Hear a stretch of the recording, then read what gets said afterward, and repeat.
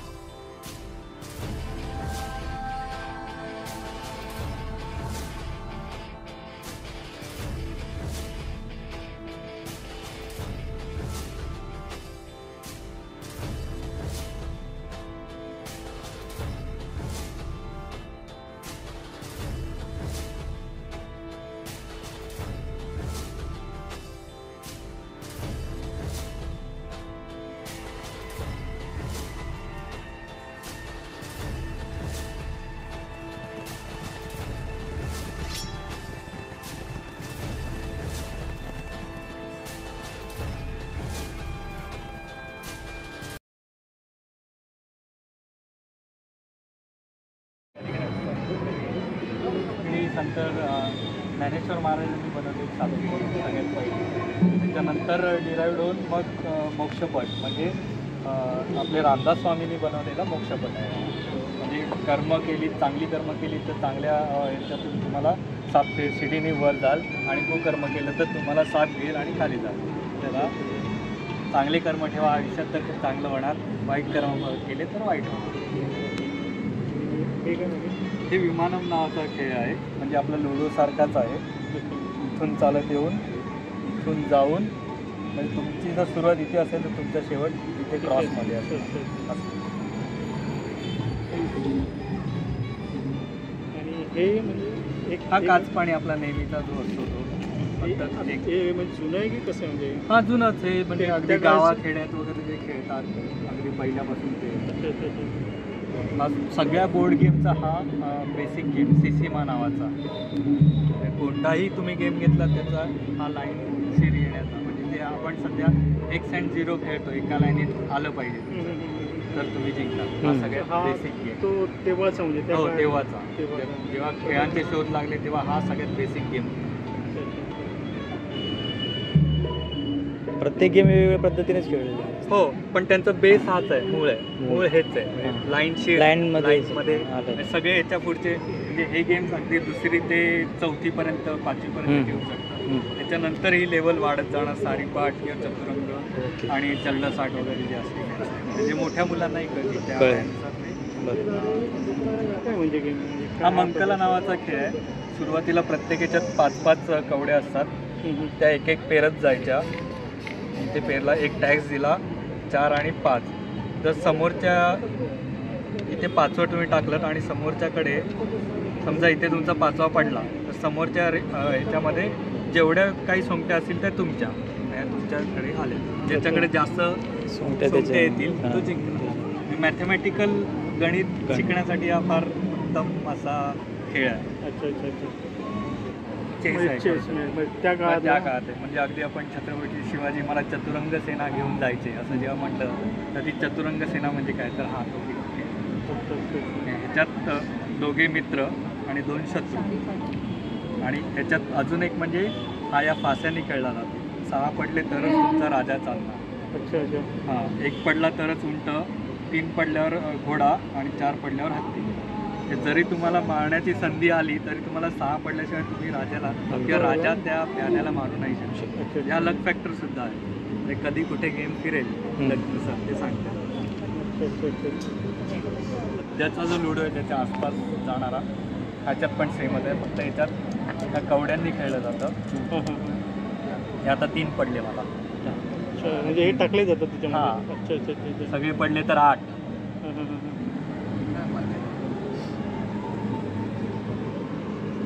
कोकणात खेळला जाणारा सगळ्यात फेमस गेम गणगिफा नावाचा.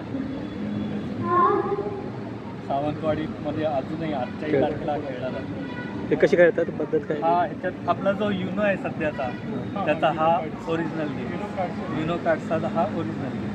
ह्याच्यात 10 विष्णूचे 10 होतात आणि 100 कार्ड्स. हा मेनली लाखेपासून बनवला आहे आणि त्याच्यावर हँड पेंटेड असतात.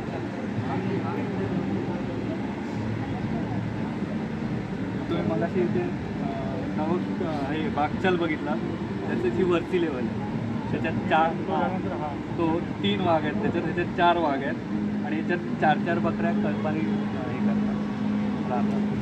तुम्हाला कुठेही जायचं त्याचं सांघिक कामच करावं लागतं. त्याचे जर तुम्ही वेगळे झाला तुम्ही परत संघामध्ये नाही येऊ शकत. तुम्हाला वाघ खाणारच एक त्यात.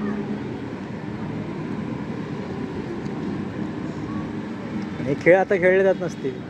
नाही हा खेळला जातो आजच्या तारखेला सावंतवाडीमध्ये वगैरे असतो. सावंतवाडी बाकीचे हे काचपाणी वगैरे ज्यांना माहिती आहे ते खेळतात घरी वगैरे.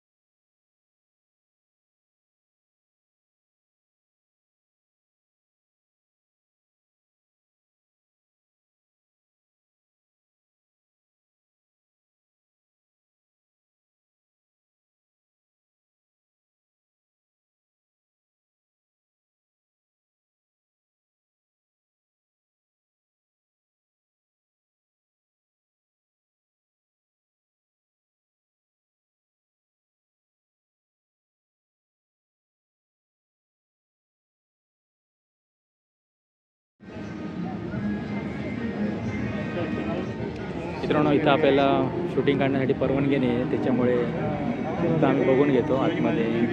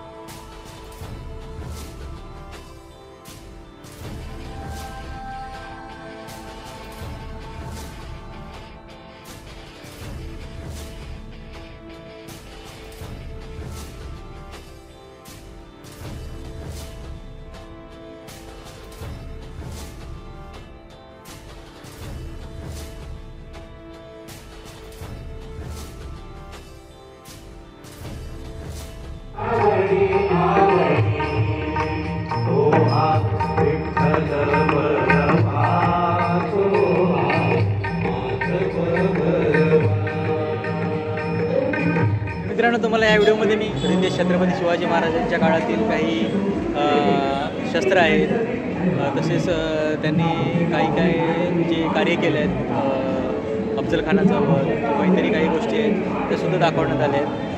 तर तुम्हाला जर हा व्हिडिओ आवडला असेल तर नक्की लाईक, शेअर व सबस्क्राईब करा आणि असेच माझे व्हिडिओ पुढे पाहत राहा. धन्यवाद.